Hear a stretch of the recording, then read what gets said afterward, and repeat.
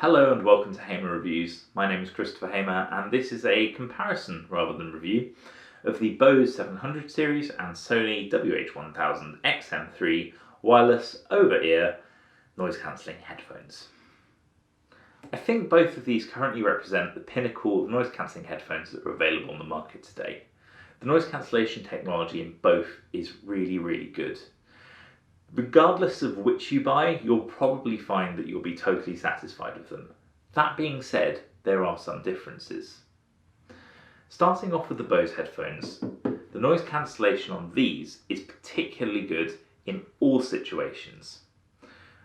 I mean that as, for example, if you're walking down a road and there's lots of different noises, the Bose seem to cope better with the sort of changing situation.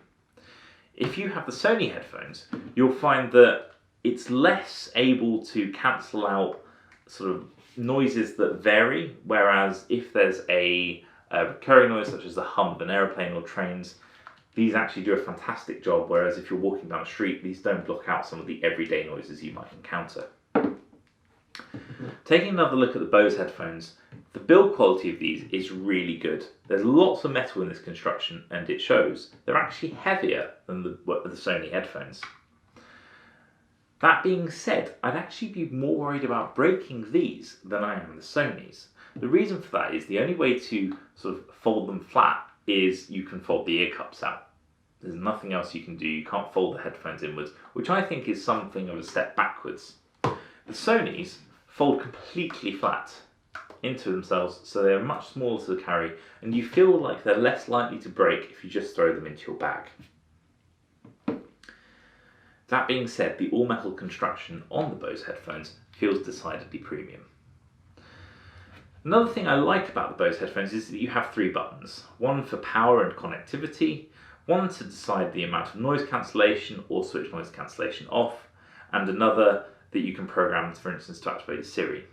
In addition to this, if you have the right ear cup, you can change the front. You can use the front side of the ear cup to change volume, tracks, answer phone calls, and so on.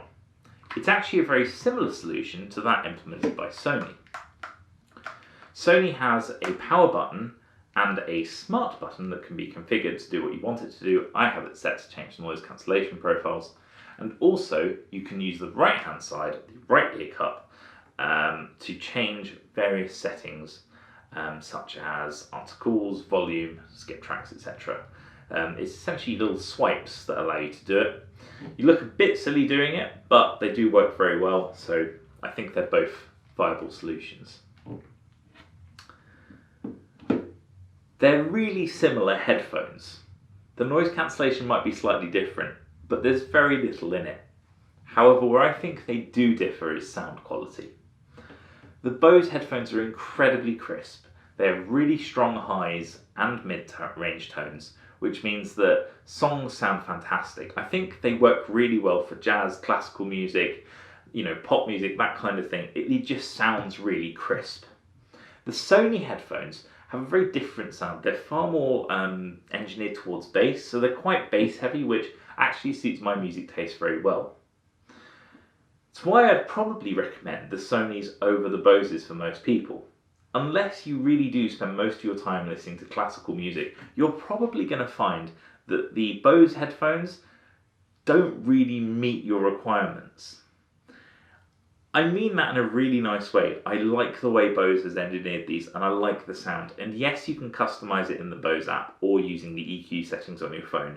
But overall, I just found there was that little bit missing that didn't give me the full audio experience that I wanted. On the other hand, every time I use these Sonys, I'm surprised by how good the whole sound is. Yes, they are bass heavy, but the entire experience of listening to music on these is really good. As a result, I'd probably say, regardless of which of these you buy, you're probably not going to be able to go wrong. They're interesting headphones to use because they're sort of the next generation of wireless noise cancelling headphones, and it will be interesting to see where both Sony, Bose and other competitors go from here, because to me, I can't really see how much more they can innovate.